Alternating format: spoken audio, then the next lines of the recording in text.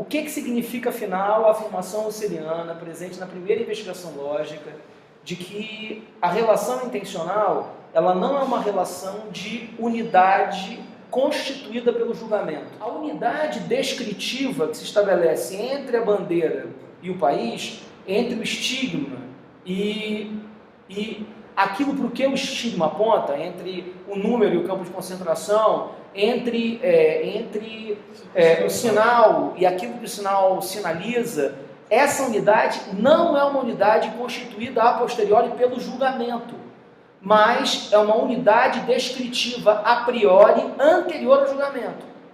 Quando o Husserl faz isso, o que ele está fazendo? Ele está questionando radicalmente a ligação, o modo de descrição das ligações entre predicados e sujeitos. Ele está questionando a ideia de tábua de juízos. Não é? Você tem alguma coisa como esse relógio, você tem um conjunto de propriedades que podem caber esse relógio, você vai por meio do julgamento ligando propriedades ao relógio. É assim que a gente pensa normalmente. Não é? A estrutura básica da proposição é sujeito, é predicado, o que liga o predicado ao sujeito é o julgamento. Bom, o que o Husserl diz? Não! O que liga o predicado ao sujeito não é o julgamento, mas existe uma unidade originária entre o predicado e o sujeito que é anterior ao julgamento. E é essa unidade originária que vai condicionar a possibilidade do julgamento em seguida. Você pode claramente julgar. Acho que tem um exemplo, psicológico mais legal disso, o medo. O medo. Acho que é o exemplo mais legal disso. Eu posso estar diante de alguma coisa que 1 milhão de pessoas diriam que seria bem prudente temer. Então, por exemplo, eu posso estar diante da praia de Boa Viagem, em Recife. Pode ser que 1 milhão de pessoas cheguem e digam, cara, se você for à praia de Boa Viagem, toma cuidado, porque se você avançar a barreira, que é a barreira indicada, você pode ter grandes problemas com os tubarões. Agora, eu não preciso temer isso, porque temer é ato intencional. Como temer é ato intencional, não é o fato de 500 mil pessoas já terem sido mordidas por tubarão que vão necessariamente me obrigar a temer. Porque a unidade entre o tubarão e a propriedade, que é a propriedade que torna um ente temível, que é o caráter ameaçador, não é necessariamente uma unidade instituída pelo julgamento, mas ela é uma unidade descritiva a priori. Você precisa necessariamente do acontecimento do temer para que o temível apareça. Se você não temer, o temível não aparece. Quando o Husserl está fazendo isso, ele está subvertendo radicalmente o modo que é o modo de estruturação dos juízos proposicionais, tal como eles eram pensados pela tradição. Tábua dos juízos. Sujeitos, predicados, estabelecidos na sua unidade por meio do julgamento. Não é assim.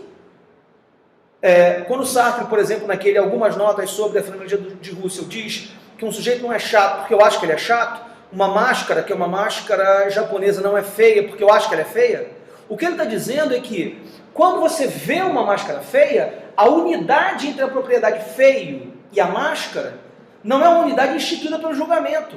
Por mais que você possa em seguida julgar e dizer, porra, essa máscara é feia mesmo. O julgamento, ele se institui a partir da coisa, a partir da relação, que é a relação entre o perceber e o percebido. Foi porque eu vi a máscara como feia, que eu posso, por meio do julgamento, chegar e dizer assim, até que ela não é feia não. Eu acho que não, acho que minha percepção me induziu em erro, ela não é tão feia assim. Ou seja, o que ele está fazendo é suprimindo por completo a ideia de que você tem sujeitos de um lado, de que você tem propriedades do outro, e de que você pode, por meio de julgamento, juntar certas propriedades e separar certas propriedades de certos sujeitos. O que o Heidegger vai acrescentar a isso?